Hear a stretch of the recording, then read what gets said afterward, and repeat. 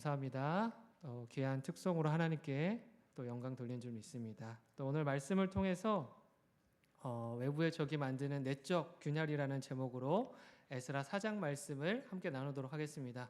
우리 먼저 옆에 계신 분들에게 이렇게 인사하겠습니다. 오늘도 고생하셨습니다. 한 번 더 인사할 때 이렇게 인사하겠습니다. 사랑하고 축복합니다. 네, 진심으로 사랑하고 축복합니다. 또 금요기도회를 사모하는 마음으로 나오신 모든 성도님들의 그 마음 가운데에 성령 하나님의 충만한 임재가 경험되어지기를 소망합니다. 네, 오늘은 이제 에스라 4장의 말씀을 또 함께 이어서 나누려고 합니다. 아프리카 정글을 탐험하는 학자들이 있었습니다. 그들은 그곳에서요 흥미로운 실험 한 가지를 하기로 마음을 먹었는데요. 이제 정글에 수많은 동물들이 살고 짐승들이 있지 않습니까? 그 중에서 한 종류를 골라서 한 종류를 다 그 정글 안에 없애보면 어떤 일이 벌어질까에 대해서 실험을 하게 되었다라는 겁니다. 이제 먼저는 하늘에 나는 새들을 없애보았다라고 합니다. 그랬더니 새소리가 없는 정글은요 어떻게 변했을까요? 마치 공동묘지처럼 적막하고요 조용한 숲이 되어버렸다라고 합니다. 그 다음은요 원숭이들을 다 쫓아내 보았다라고 합니다. 이제 원숭이들이 이 나무 저 나무를 옮겨 다니면서 나뭇가지를 꺾어뜨리고 나무를 훼손하는 그 주범이 원숭이가 아닐까 싶어서 또 그러한 일을 행했다라고 했는데요. 근데 원숭이들이 떠난 그 숲은요 어떻게 되었냐면요 나무들이 서로 엉키게 되었고요 숲이 울거지면서 더 어지럽게 변해버리는, 그래서 썩어지게 되는, 오히려 나무들이 더 정돈되지 않는 그런 상태가 되었다라는 겁니다. 그러니까 예상했던 생각과는요 전혀 다른 결과들이 일어났다라는 거죠. 또 마지막으로는요 숲풀 사이에 기어다니는 이 뱀들을 다 제거해 보았다라고 합니다. 그랬더니 어떻게 됐을까요? 천적들이 없어진 쥐들이요 숲에서 판을 치기 시작했고요 미쳐 날뛰기 시작하면서 쥐들로 인해서 해충을 잡아먹던 벌레들이 모두 사라지게 되어서요 이 숲이 병이 들고 메마른 땅이 되어버렸다라는 겁니다. 그러면서 이 숲이 아예 쓸모없는 땅으로 변해버렸다라는 거죠. 이 실험을 통해서 학자들은요 놀라운 사실 한 가지를 발견했다라고 이야기합니다. 그것은 무엇이냐면 하나님께서 만드신 이 땅과 자연은요 모든 것이 공존하면서 더불어 살아갈 때에 더 건강하고 아름답게 질서가 잡힌 그러한 삶을 살아갈 수 있다는 겁니다. 하나님은요 우리가 살아가는 이 땅을 어느 것 하나도 그냥 만드신 것이 없습니다. 이 땅에 지음받은 모든 것에 사랑을 담으셨고요 정성을 쏟으셔서 그렇게 만드셨다라는 거죠. 그래서 하나님께서는요 온 세상을 말씀으로 창조하시고 나서 이렇게 말씀하셨습니다. 창세기 1장 31절입니다. 하나님이 지으신 그 모든 것을 보시니 보시기에 심히 좋았더라. 저녁이 되고 아침이 되니 이는 여섯째 날이니라. 뭐라고 말씀합니까? 보시기에 심히 좋았더라. 이보다 더 좋을 수 없을 만큼 하나님이 기뻐하셨다라고 합니다. 영어 성경에 보니까 very good 이렇게 되어 있더라고요. 그러니까 하나님이 아름답게 지으신 모든 것들이 이 땅 가운데 있다라는 겁니다. 그것은요 우리가 살아가는 모든 삶의 환경, 또 우리가 마주하는 모든 사람들 역시 마찬가지다라는 겁니다. 그런데 이 말씀을 들으면요 한 가지 이런 생각을 해보게 됩니다. 우리들도 하나님처럼 정말 그렇게 아름답다 여기며 살아가고 있느냐라는 겁니다. 근데요 자연을 볼 때는요 우리가 아름답다 생각하는 것 같습니다. 이제 가을이 되면서 나무들이 붉게 물들고 있지 않습니까? 또 산을 가면요 은행나무의 노란 잎들이 우리를 반겨주고 있습니다. 그런 아름다운 자연을 볼 때는요 또 드넓은 그 광활한 바다를 볼 때면요 속이 시원해지고 정말 그 아름다움을 느끼는 것 같습니다. 하나님이 지으신 세계가 이렇게 아름답구나, 이렇게 멋있구나, 하나님의 손길이 미치지 않은 것이 하나도 없구나, 이런 마음을 갖는다라는 겁니다. 하지만 우리가 주변에 있는 사람들을 볼 때는 어떻습니까? 사람들과의 관계를 들여다볼 때는 어떻냐라는 겁니다. 하나님이 지으신 아름다운 그 형상으로 생각할 때보다 그렇지 않은 존재로 여길 때가 훨씬 더 많다라는 것이죠. 하나님이 우리를 위해 지으신 아름다운 존재가 아니라 때때로는요, 왼수 같은 존재로 여겨지기도 하는 거죠. 때로는요, 이제 온전히 내 편이어야 할 남편도요, 마찬가지 아닙니까? 가끔 성도님들이 남편에 대해서 이렇게 이야기하는 것을 종종 듣습니다. 목사님, 남편은요, 내 편이 아니라 남의 편이다. 그래서 남편이다라고 한다라는 겁니다. 그도 그럴 것이 남의 편은요, 그렇게 잘 들어주면서 어째 내 편은 단 한 번도 쉽게 들어주는 법이 없다라는 거죠. 이거는 남편이 아니라 왼수가 따로 없고 남의 편이 따로 없다라고 이야기한다라는 거죠. 근데 정말 그런 게 내 편에 서 있을 거라고 확신하는 그 사람이 엉뚱한 사람의 편에 서 있으니 열이 받겠습니까? 안 받겠습니까? 받는 거죠. 네. 그래서 다른 사람 때문에 때때로 아내분들이 화나는 일이 생겨서 집에 돌아와서 남편과 이렇게 이야기를 나눌 때가 있죠. 그래서 그 아줌마 정말 이상하더라. 정말 이상한 거 가지고 트집을 잡더라. 이상한 거 가지고 나에게 화를 내더라. 이렇게 이제 이야기를 하죠. 또 그러면 이렇게 남편에게 얘기했을 때 남편이 어떤 반응을 보여야 됩니까? 네, 살아남으려면 어떤 반응을 보여야 돼요? 같이 맞장구를 쳐줘야죠. 같이 욕도 해주고 그 사람 정말 이상하다. 그 아줌마 정말 이상하다. 정말 그러지 않아도 될 일인데 왜 그렇게 말을 하냐. 또 이러면서 편을 들어줘야 된다라는 거죠. 그래서 다음번에 그 사람이 또 그러면 나한테 말해. 내가 혼을 내줄게. 이런 식으로 말을 해줘야 남편과 아내의 관계가 어떻게 된다? 화평케 된다라는 거죠. 근데 대부분의 남편들이 어떻게 반응하는지 아세요? 당신도 똑같아. 당신도 잘한 거 없어. 당신 하는 걸 보니까 딱 트러블 나게 생겼어. 내가 그걸 알잖아. 내가 맨날 당신 때문에 얼마나 힘든지 잘 알잖아. 또 이렇게 얘기하면서 화를 돋군다라는 거죠. 그러면서 나는 틀린 말은 안 해. 없는 말은 안 해. 나니까 당신을 생각해서 이렇게 얘기해 주는 거야. 하면서 이러한 얘기들을 할 때가 있다라는 겁니다. 이렇게 하면 아내분들이 어떻게 반응할까요? 판사 납셨어. 아주 잘났다 아주 그냥 옳고 그른 거 상관없이 그냥 내 마음을 좀 알아줬으면 내 편을 조금만 들어줬으면 하는 그런 마음에서 이야기했는데 아주 판사 납셨다. 또 이렇게 이야기를 하면서 한동안 냉전 상태가 이어지게 된다라는 겁니다.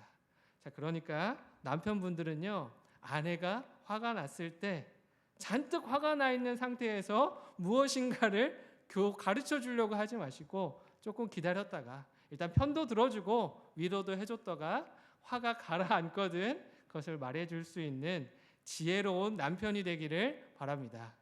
이것이 가정을 지키는 방법이고요. 아내와의 관계를 지키는 방법인 것 같습니다.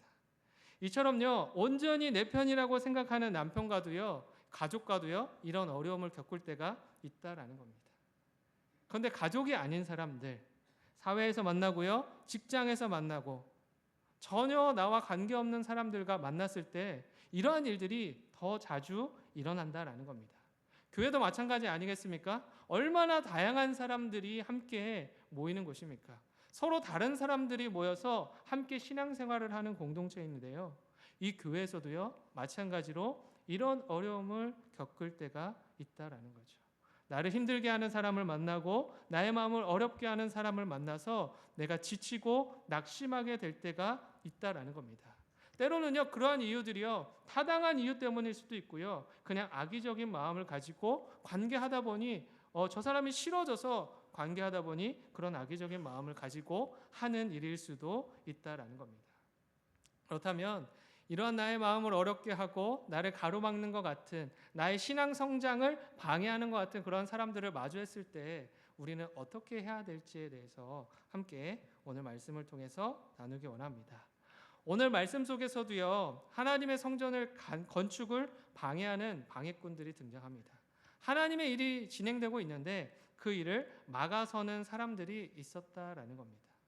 이들은요, 근데 처음부터 내가 하나님의 일을 맡겠어 하고 가로막고 방해하던 사람들이 아니었다라는 겁니다. 첫 시작은요, 굉장히 그럴듯했습니다. 내 편처럼 보이기도 하고요, 적극적으로 도움의 손길을 내미는 것처럼 보였다라는 거죠. 이렇게 서로 협력하여서 선을 이루고 아름다운 관계를 맺어갈 것처럼 보였지만 관계에 급격한 변화가 생겼습니다. 그 이유에 대해서 에스라 4장 3절과 4절은 이렇게 이야기합니다. 함께 읽어보겠습니다. 시작. 하나님의 성전을 건축하는데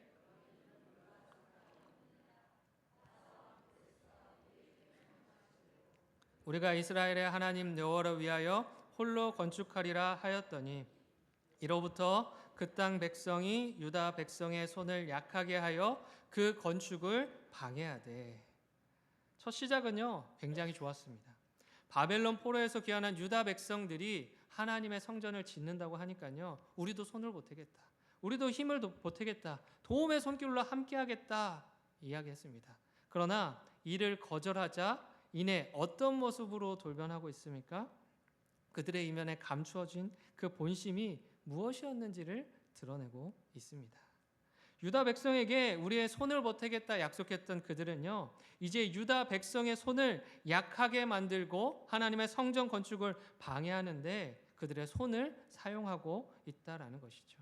이 방해가 시작된 이유에 대해서 3절에서는 뭘로 이야기하냐면 홀로 건축하리라 하였더니 이로부터 그 땅 백성이 유다 백성의 손을 약하게 하여. 무엇 때문입니까? 너희들의 도움이나 손을 빌리지 않고 하나님께서 우리에게 맡기신 대로 우리끼리 해보겠다라고 하자 이에 대해서 분노한 겁니다. 그리고 그 분노의 마음을 품고 건축하는 것을 방해하기 시작했다라는 것이죠. 그러니까 내가 좋은 마음을 품고 호의를 베풀어서 너희를 돕겠다고 했는데 그 호의가 거절당하자 이런 행동을 하기 시작했습니다. 결국에는요, 내 뜻을 따르지 않는 그 상대방에 대한 분노, 그것으로부터 관계의 틀어짐이 시작되었다라는 겁니다. 그런데 잘 생각해 보면요, 우리가 살아가는 오늘날의 이 시대도요, 마찬가지입니다.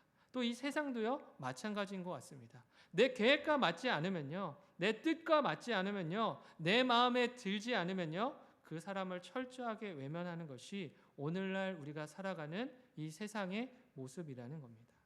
그래서 사람들은요, 더 어떻게 하려고 하냐면 내 사람을 만들려고 합니다. 더 이름이 있고요, 힘 있는 사람을 내 편에 세워서 내 곁에 두어서 내가 원하는 것을 더 쉽게 얻으려고 한다라는 것이죠. 근데 이러한 일들은요, 세상뿐만 아니라 교회 안에서도 마찬가지입니다. 관계가 좋을 때는요, 칭찬합니다. 조금만 그러나 틀어지면요, 그러한 일들이 생겨나면 서로 비난하고 마음에 비수를 꽂는 행동들을 한다라는 거죠. 그리고 또한 서로 편을 나누고요, 내 편에 더 많은 사람들을 세우도록 그렇게 설득하는 모습들이 있다라는 겁니다. 이렇게 되면요, 결국에는 옳고 그름을 떠나서 얼마나 내 편에 더 많은 사람들이 서 있냐, 얼마나 많은 숫자가 나와 함께하고 있느냐, 이 숫자의 싸움으로 넘어간다라는 겁니다. 이런 일들이 세상에서나 교회에서나 비일비재하게 일어나고 있다, 이 말입니다. 이것이 우리들이 살아가는 삶과 신앙의 현실인 것 같습니다. 신앙이 있는 사람이나 없는 사람이나 마찬가지로 여전히 부족한 인간적인 모습에 머물러 있는 것을 보게 된다라는 것입니다. 또 이들의 인간적인 모습은요, 여기서 멈추지 않습니다. 또 이들의 악한 행동들은 여기서 멈추지 않는데요, 이제는요, 저들이 우리와 함께하지 않을 것이라는 것을 확신하고 목표를 분명히 세우기 시작합니다. 나에게 등 돌린 저 사람, 나의 뜻과 호의를 거절한 저 사람을 무너뜨리기 위해서 수단과 방법을 가리지 않는다라는 거죠. 이제 옳고 그름은 중요하지 않아졌습니다. 그것과 상관없이 저 사람이 원하는 것을 이루지 못하게만 한다면 수단과 방법을 가리지 않고 뭐든지 하려고 하는 그런 마음을 품는다라는 겁니다. 어떠한 행동을 하는지 5절과 6절에 대해서 그들의 행위에 대해서 이렇게 말씀합니다. 함께 읽겠습니다. 시작. 바사왕 고레스의 시대부터 바사왕 다리오가 즉위할 때까지 관리들에게 뇌물을 주어 그 계획을 막았으며 또 아하수에로가 즉위할 때에 그들이 글을 올려 유다와 예루살렘 주민을 고발하니라. 바사왕 고레스부터 바사왕 다리오가 즉위할 때까지가요 16년입니다. 시간이 지나고 왕이 바뀝니다. 관리들이 새롭게 세워집니다. 새로운 왕을 통해서요 성전 건축을 방해하고 그것을 방해를 주도했던 사람들이 이제 떠나가고 새로운 변화가 찾아오려고 할 때마다, 변화할 수도 있겠다라는 기대를 가질 때마다 이들은요 또다시 나타나서 지속적으로 방해하고 괴롭히고 있다라는 겁니다. 뇌물을 통해서 그들의 눈을 가리고 마음을 가리고 옳은 판단을 할 수 없도록 그렇게 만들어 버렸다라는 겁니다. 더 나아가서요 이들은요 뇌물을 주는 것으로 끝나지 않습니다. 하루도 빠짐없이 어떻게 했다라고 이야기하냐면 고소장을 통해 그들을, 주민들을 고발했다라고 이야기합니다. 유다 백성들이 마치 엄청난 피해를 줄 법한 위험한 인물인 것처럼 거짓으로 과장하여 속여서요 왕들에게 소개를 합니다. 또 그들로 인해 왕 당신이 엄청난 위험이 닥칠 것이다, 곧 다가올 것이다, 그런 어려움을 겪게 될 것이다, 이렇게 거짓 진술하고 있었다라는 겁니다. 오늘 본문이요 우리가 읽었던 본문이 그 고소장의 내용이 담겨 있는 겁니다. 바로 아닥사스다 왕에게 올렸던 고소장의 내용인데요 11절 말씀에 이렇게 나와 있습니다. 아닥사스다 왕에게 올린 그 글의 초본은 이러하니 강 건너편에 있는 신하들이라고 하면서 아닥사스다 왕에게 올렸던 고소장의 내용이 시작됩니다. 먼저 이들은요 자신들이 강 건너편에 있는 신하들이라고 신분을 밝히고 있습니다. 마치요 자신들이 강 건너편에 있는 무리의 대표격으로 이 내용을 쓰고 있는 것처럼, 이 이야기를 하고 있는 것처럼 이 내용을 시작하고 있다라는 겁니다. 그러니까 우리가 이 강 건너편에서 얼마나 중요한 존재인지를 알려주고 있고요, 또 절대적인 다수가 이 의견에 지지하고 있다라는 사실을 이 편지의 서두를 통해서 밝히고 있는 겁니다. 절대 다수가 담긴, 의견이 담긴 그 내용이 무엇인지에 대해서 12절과 13절은 이렇게 이야기하고 있습니다. 우리 함께 읽어보겠습니다. 시작. 왕에게 아뢰나이다. 당신에게서 우리에게로 올라온 유다 사람들이 예루살렘에 이르러 이 패역하고 악한 성읍을 건축하는데 이미 그 기초를 수축하고 성곽을 건축하오니 이제 왕은 아시옵소서. 만일 이 성읍을 건축하고 그 성곽을 완공하면 저 무리가 다시는 조공과 관세와 통행세를 바치지 아니하리니 결국 왕들에게 손해가 되리이다. 뭐라고 이야기하며 고발하고 있습니까? 왕에게 위협이 될 만한 패역한 사람들이다. 그리고 그들이 성전을 건축하려고 하고 있다라는 겁니다. 그래서 어떻게 하라는 거예요? 하루빨리 그들의 성전 건축을 멈추지 않으면 조공도 관세도 통행세도 내지 않을 것이고, 더 나아가서는 왕 당신의 그 자리까지도 위협받게 되는 막심한 손해가 생길 것이고 그런 위협의 존재가 될 것이다 라고 거짓 증거하고 있다라는 겁니다. 그렇기 때문에 이 고발장을, 이 고소장을 보고 속히 둘러보아서 그들이 성전을 건축하지 못하도록 막으라라고 이야기하고 있습니다. 15, 16절에서도요 마찬가지입니다. 왕은 조상들의 사기를 살펴보시면 그 사기에서 이 성읍은 패역한 성읍이라 예로부터 그 중에서 항상 반역하는 일을 행하여 왕들과 각도의 손해가 된 것을 보시고 아실지라. 이 성읍이 중건되어 성곽이 준공되면 이로 말미암아 왕의 강 건너편 영지가 없어지리이다. 똑같은 내용이죠. 손해를 보게 될 것이고 왕의 자리를 위협받을 것이다. 왕의 터가 위험에 처할 것이다. 이렇게 이야기하고 있습니다. 이 고발 내용을 보면요, 성전을 재건하고 있다라는 일 외에는요 어느 것 하나도 진실인 것이 없습니다. 아무것도 일어나지 않았던 일이고요, 일어나지 않을 일들을요 마치 일어난 것처럼 그렇게 거짓말로 포장하고 있다라는 것이죠. 악한 마음은요 늘 우리에게 이렇게 다가오는 것 같습니다. 누가 봐도 저건 악한 일이야, 전혀 일어나지 않은 허무맹랑한 이야기처럼 다가오지 않습니다. 있을 법한 말고 실제로 일어나고 있는 일들을 교묘하게 섞어서 우리들의 마음을 유혹한다라는 겁니다. 하와를 거짓말로 깨웠던 뱀이 뭐라고 속삭였습니까? 창세기 3장 5절 6절은 이렇게 얘기합니다. 너희가 그것을 먹는 날에는 너희 눈이 밝아져 하나님과 같이 되어 선악을 알 줄 하나님이 아심이라. 여자가 그 나무를 본즉 먹음직도 하고 보암직도 하고 지혜롭게 할 만큼 탐스럽기도 한 나무인지라. 하와에게요, 뱀의 말은 보암직도 했습니다. 또 일어날 법한 모습으로 다가왔다라는 겁니다. 거짓된 마음은 이처럼 진실을 가리게 만듭니다. 사울도요, 마찬가지였습니다. 다윗은요, 단 한 번도 사울의 왕의 그 자리를 탐하지 않았습니다. 탐한 적이 없었습니다. 앉고 싶다고 말한 적도 없고요, 원한 적도 없었습니다. 그저 사울 왕이 맡긴 일을 충실히 행했을 뿐이었습니다. 그런데 거짓된 속삭임은요, 사울 왕의 마음을 어떻게 빼앗고 있습니까? 사무엘상 18장 8절에서는 이렇게 이야기합니다. 사울이 그 말에 불쾌하여 심히 노하여 이르되 다윗에게는 만만을 돌리고 내게는 천천만 돌리니 그가 더 얻을 것이 나라 말고 무엇이냐 하고. 사울은요, 이 거짓된 속삭임에 마음이 빼앗겨 버렸습니다. 항상 거짓된 속삭임은요, 우리의 마음을 빼앗습니다. 실제로 그런 것처럼, 실제로 일어날 것처럼 우리의 마음을 그렇게 교묘하게 유혹하는 겁니다. 아닥사스다 왕도 마찬가지였다라는 겁니다. 계속되는 고발에 아닥사스다 왕이 어떻게 행동합니까? 19절에서는 이렇게 하깁니다. 명령하여 살펴보니. 계속해서 날마다 고소장이 올라오니까요, 둘러보지 않을 수 없었던 거예요.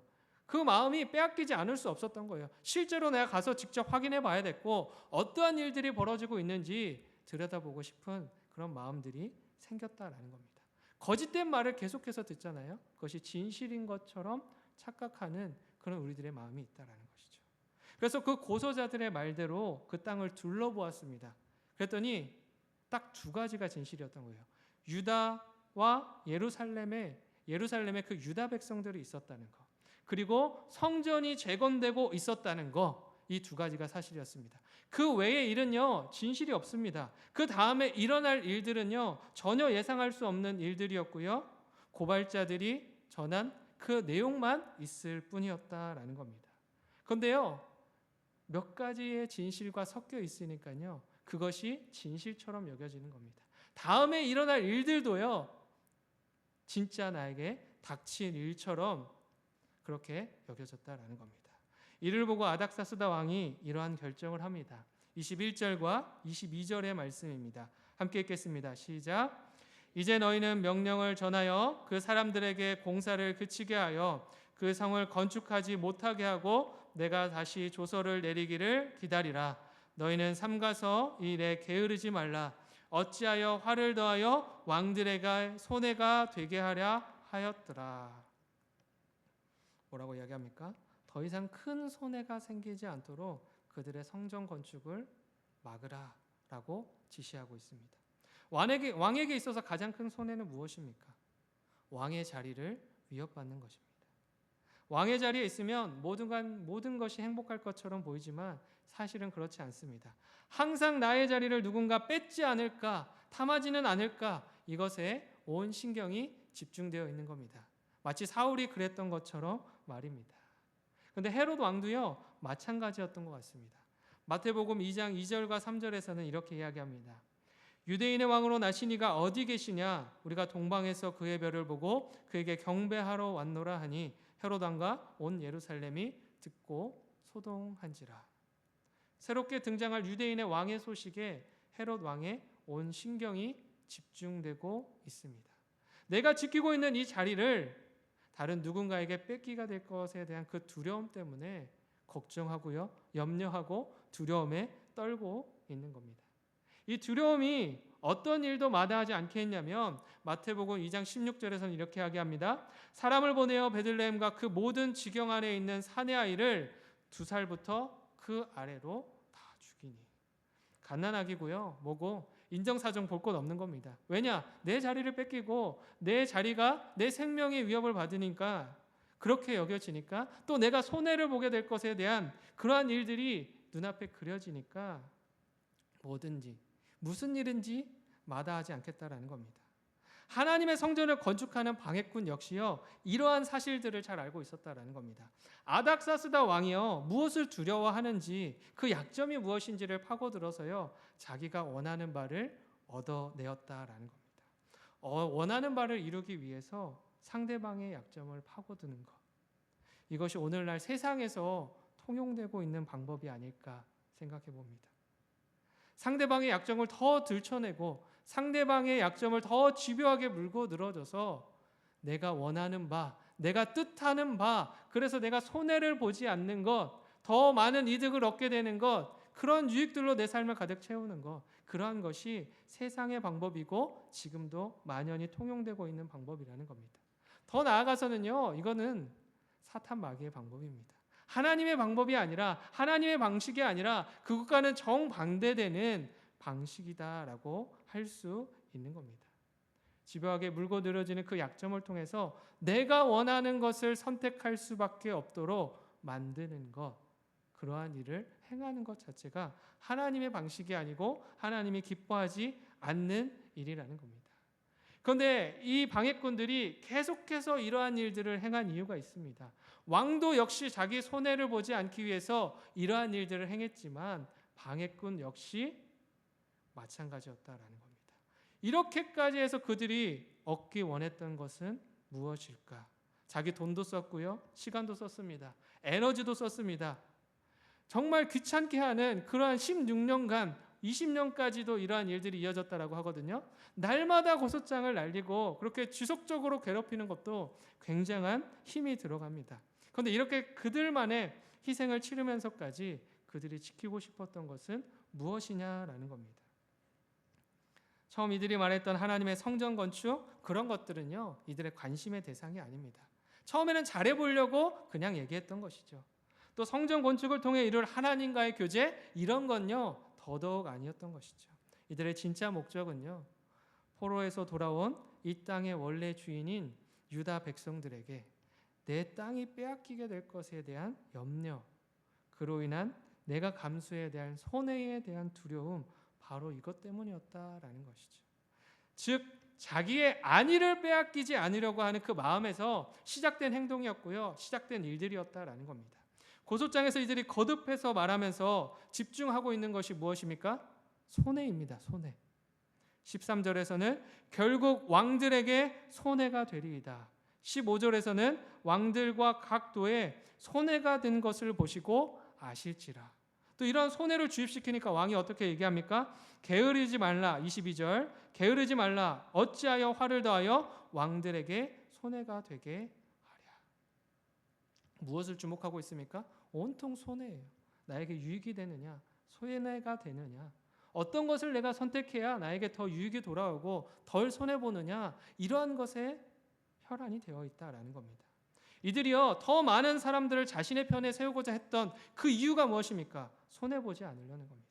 또 왕의 마음을 나의 곁에 두어서 자신의 말에 더 설득력 있게 하려고 했던 이유가 무엇입니까?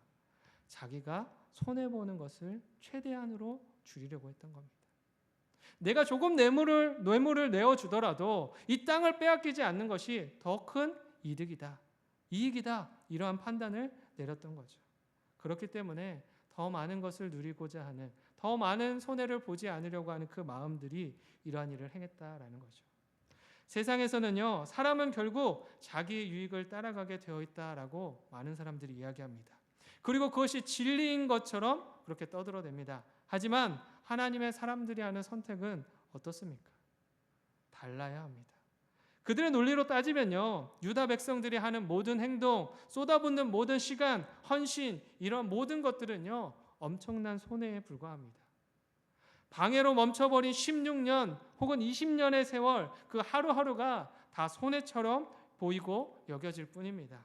그들이 드린 금전적인 것이나 시간적인 것이나 쏟는 에너지로 보나 모든 것이 아까운 일이고요, 낭비와 허비되어지는, 버려지는 일일 뿐이라는 겁니다. 또 지금 자신들이 하고 있는 이 섬김이, 하나님을 따르는 그 사모함의 마음이, 예배하는 예배자의 그 모습이, 하나님을 따르는 모든 일이 바보 같고 미련하게 비춰질 뿐이라는 겁니다.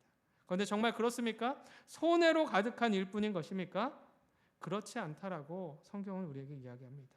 이들에게 이 시간은요, 긴 기다림의 시간은 있었지만 결코 손해가 아니었다라고 이야기합니다. 유다 백성들이 어떤 마음으로 이 긴 기다림의 시간을 지켜내는지 아십니까?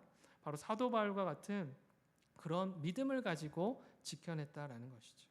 빌립보서 3장 7절에서 9절의 말씀을 우리 한 목소리로 읽어보겠습니다. 시작.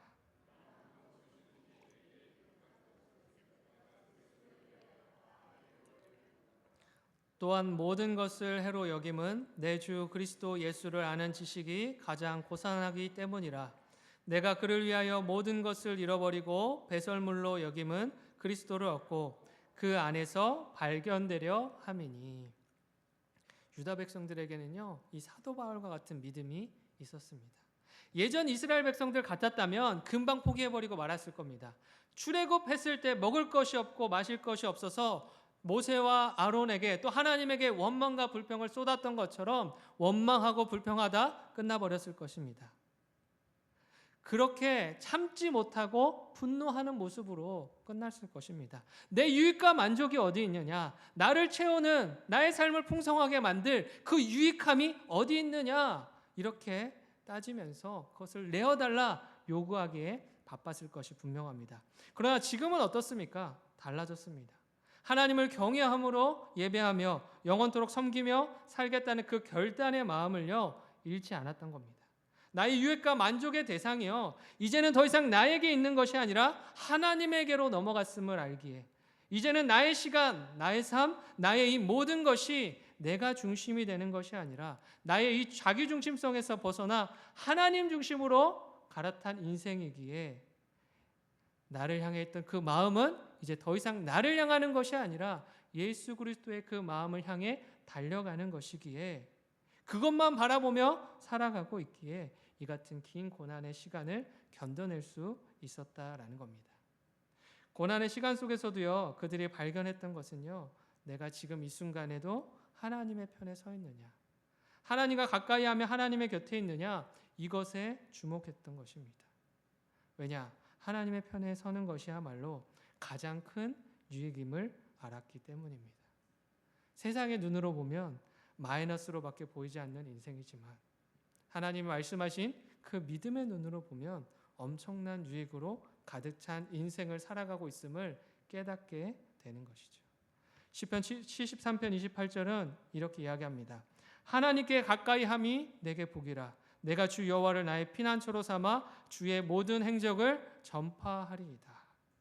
시편 119편 71절은 이렇게 이야기합니다. 고난당한 것이 내게 유익이라. 이로 말미암아 내가 주의 율례들을 배우게 되었나이다. 무엇이 유익이고 무엇이 복이라고 이야기합니까? 하나님을 아는 것, 하나님을 가까이 하게 된 것, 그의 자녀로 매일을 살며 예배할 수 있는 것, 그것으로 말미암아 이미 내가 엄청난 유익을 누리는 존재가 되었다라는 것을 선포하는 겁니다. 유익이 없는 것이 아니라 하나님을 알게 된 그 순간부터, 만나서 하나님의 자녀로 부름받은 그 순간부터 나는 유익한 자의 삶을 살게 되었고 그 삶에 참여하는 인생이 되어서 날마다 그 유익을 누리고 있다라는 것이죠. 고난이 우리에게도 유익이 되는 것은요, 무엇 때문입니까? 고난을 통해서 우리가 하나님과 더 가까워지기 때문입니다. 하나님의 마음을 더 깊이 알아갈 수 있기 때문입니다. 하나님이 내 마음에 더 깊이 다가오신다면 그것보다 더한 축복이 없다라는 것을 말해주고 있는 것입니다. 계속되는 방해꾼의 방해 속에서도 이들의 믿음이 흔들리지 않을 수 있었던 이유가 여기에 있습니다. 결국엔 하나님이 나와 함께 하신다는 그 믿음 때문이었습니다. 성경의 모든 역사를 뒤져보면요, 우리의 신앙과 믿음을 흔드는 일은요, 계속해서 있어 왔습니다. 단 한순간도 평탄한 때가 없었습니다. 우리의 믿음을 짓누르고 큰 박해와 환난으로, 우리의 고난으로 우리의 어려움을 더욱더 짓누를 때에, 복음의 증인들을 가로막았을 때에 그러한 삶을 살아왔다라고 많은 증인들이 증거하고 있습니다. 그러나 그때마다 하나님이 그들에게 주시는 메시지가 무엇이었는지 아십니까? 하나님의 일은 결코 사람에 의해서 멈추거나 중단되지 않는다.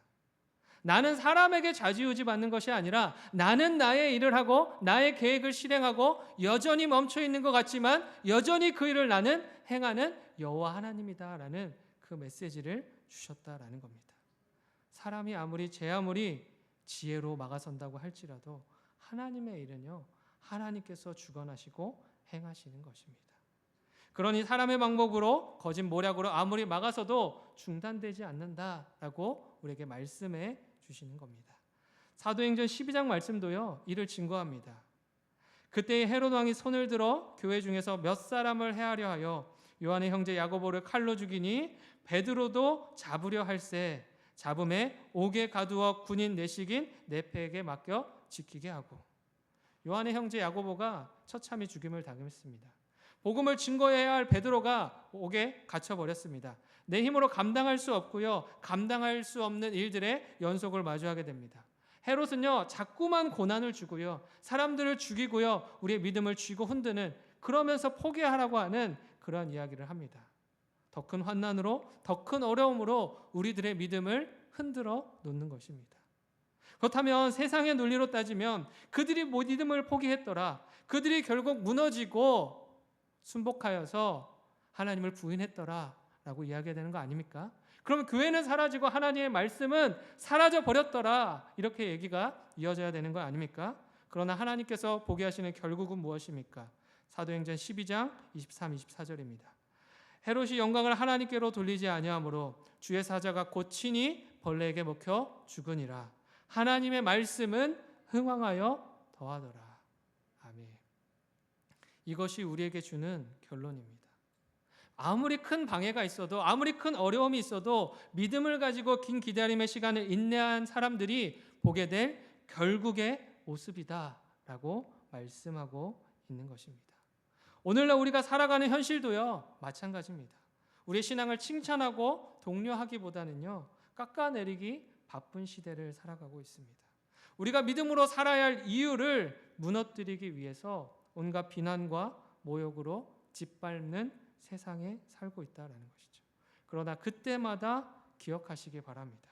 20년의 긴 기다림의 시간에도 유다 백성들이 희망과 소망을 잃지 않고 견기게 하셨던 것처럼 하나님이 우리 역시 그렇게 만들어 주실 것이다 라는 믿음을 잃지 않기를 바랍니다. 하나님의 일을, 하나님의 계획을 이루어 가시는 분은 그 하나님입니다. 그래서 하나님께서 하나님의 손을 통하여서 우리의 삶 가운데에 여전히 함께하고 있음을 경험하게 하실 것입니다. 오늘 이 시간 마음에 또 삶에 어려움과 고난이 있으신 분이 있습니까? 또 나의 신앙의 성장을 방해하고 신앙의 성숙으로 나아가는 그 길을 막고 있는 것처럼 여겨지는 사랑과의 어려움이 있으신 분이 계십니까? 하나님께서 여러분의 마음을 만지실 것입니다. 여러분의 믿음을 지키게 하시고 여러분의 길을 인도하시며 하나님의 일을 행하고 있음을 여러분들에게 보이실 줄 믿습니다. 여러분들이 하는 하나님을 향한 그 사랑과 섬김은요, 결코 헛되지 않도록 하나님께서 인도하시고 붙들어 주실 것입니다.